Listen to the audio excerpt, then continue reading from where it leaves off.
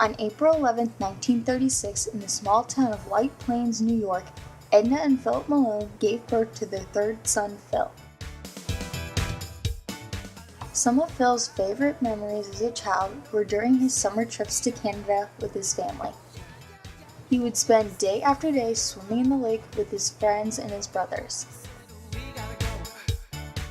In high school, he was very involved socially. He was on both the football and basketball team, and in his free time, Phil enjoyed listening to music and hanging out with friends. One of his favorite bands of all times was the popular group Paul Revere and the Raiders, a singing and entertainment band from Idaho. They were the first rock group signed by Columbia Records for their hit single Louie Louie and were featured on the ABC show Where the Action Is. Its members included Paul, Doug, Ron, Danny, Darren, and Tommy. When I asked Phil if he remembered his first kiss, he laughed at me and said, "No, I was very popular in high school and college." He seemed rather proud. In 1955, Phil graduated in a class of 36 at Briarcliff Manor High School. He wasn't sure exactly what he wanted to do, but he did know he wanted to travel and be successful. After graduating from Syracuse with a degree in engineering in 1959, Phil enrolled full-time in the National Guard. He would soon serve 2 tours in the Air Force fighting in Vietnam. Although he did not talk much about his experience, he did say that he got his strong work ethic from his father. After his second tour, wanting to do something else, Phil applied for a job at General Motors in 1966. In 1968, he was assigned to the Washington, D.C. office of Allison and Gas Turbines for the U.S. Navy. Here he worked in the Pentagon for the product line in the Atlantic and the Pacific, and he would continue working here until 1972. In 1974, Phil was named Manager of Government and Marine Sales in charge of gas turbines. This means he would be working very closely with the Department of Defense.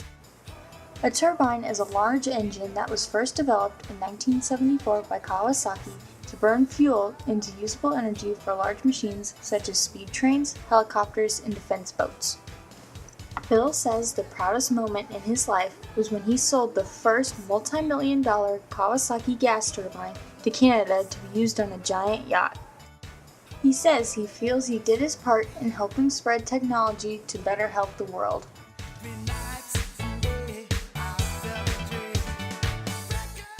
And after that first sale, everything would take off. He continued to sell the turbines for the Department of Defense to countries all over the world.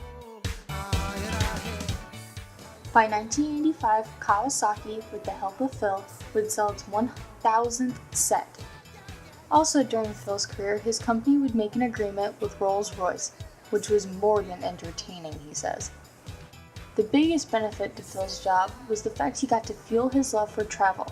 This job would help him see and visit more than 34 different countries and experience more than he could have ever imagined. One of the most interesting stories he has is when he visited Afghanistan. The daughter of one of the translators had to escort the Americans into the city to keep them from being shot. I cannot imagine what he and the little girl must have felt when going through this, but he said it was quite the experience. Not all of his experiences were this frightening, though. He got to do and see things most people would never get the opportunity to. While in Israel, Phil met with the Israeli Prime Minister and stayed with him in his summer palace. He said it was fun going from a palace one night to a little old hotel the next. It was how you really experience each place fully, he said. A very common thing to do when making a sale in a different country was to go golfing with that country's representatives and to go sightseeing with them. When interviewing Phil, it was quite difficult at times to get him to talk about anything other than his job because he loved it just that much. It gave him new views about the world and helped him accomplish his goal in life.